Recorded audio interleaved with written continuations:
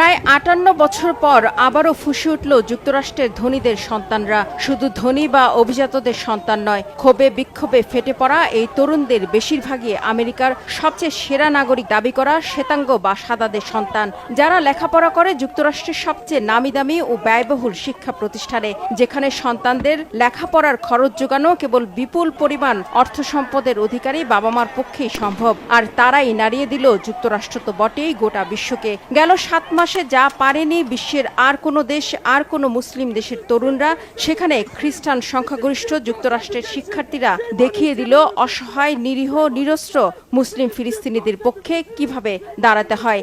তারা দেখিয়ে দিল খোদ যুক্তরাষ্ট্রের মাটিতে থেকে কিভাবে তাদের ঘনিষ্ঠ বন্ধু ইসরায়েলের বিরুদ্ধে প্রতিবাদে সোচ্চার হতে হয়।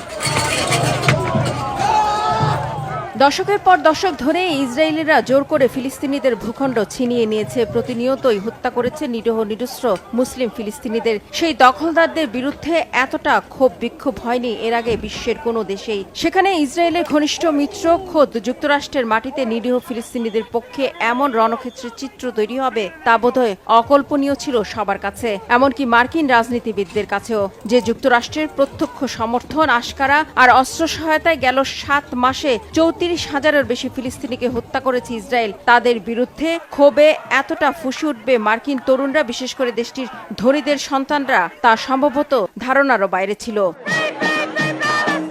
মার্কিন তরুণদের পাশাপাশি এই আন্দোলনে কৃষ্ণাঙ্গ, লাতিনীয়, এশীয়, আরব ও মুসলিম দেশের শিক্ষার্থীরাও যোগ দিয়েছে, সাথে ছিল ইহুদি শিক্ষার্থীরাও।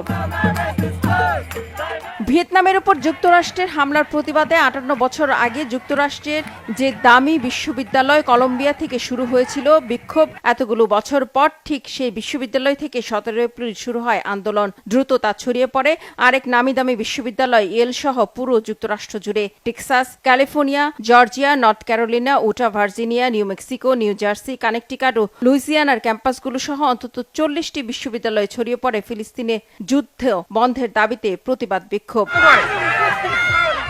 এসব বিশ্ববিদ্যালয় থেকে এ পর্যন্ত ২,০০০-এর বেশি শিক্ষার্থীকে আটক ও অনেককে বহিষ্কার করা হলেও দমানো যায়নি তাদের আন্দোলন। রাষ্ট্র ও প্রশাসনের রক্তচক্ষু আর জুলুম নির্যাতন উপেক্ষা করে চলছে ইসরায়েল বিরোধী তীব্র প্রতিবাদ বিক্ষোভ। তাদের দাবি, বিশ্ববিদ্যালয়গুলোতে ইসরায়েলের সাথে সম্পর্কযুক্ত সামরিক অস্ত্র প্রস্তুতকারক এবং প্রতিরক্ষা ঠিকাদারদের কাছ থেকে অর্থ সহায়তা নেওয়া বন্ধ করতে হবে। লকহিড মার্টিন এবং রেথিয়ানের মতো যুক্তরাষ্ট্রের শীর্ষ অস্ত্র কোম্পানি যারা ইসরায়েলকে অস্ত্র দিচ্ছে, তাদের সাথে বিশ্ববিদ্যালয়ের সম্পর্ক ছিন্ন করতে হবে। ইসরায়েলের সাথে সম্পর্কিত কোম্পানি এবং ব্যক্তিদের বয়কট করারও দাবি মার্কিন তরুণদের। এই ক্ষোভ বিক্ষোভ ইঙ্গিত দিচ্ছে যুক্তরাষ্ট্রের এই নতুন প্রজন্ম ইহুদিদের কথায় বিশ্বাস করে না। মূলধারার পশ্চিমা গণমাধ্যমের উপরও তাদের আস্থা নেই, যারা ইসরায়েলের পক্ষে খবর প্রচার করে। তারা বিশ্বাস করে ফিলিস্তিনিদের হত্যা করে, তাদের নিশ্চিহ্ন করে তাদের ভূখণ্ড দখল করে নিচ্ছে বর্বর ইসরায়েল। বলা হচ্ছে মার্কিন এই নতুন প্রজন্ম তাদের পূর্বসূরীদের মতো অন্ধ নয়, তারা সত্যকে পরিষ্কার করে দেখতে পাচ্ছে এবং নিজেরা স্বাধীনভাবে মত প্রকাশ করতে পারছে।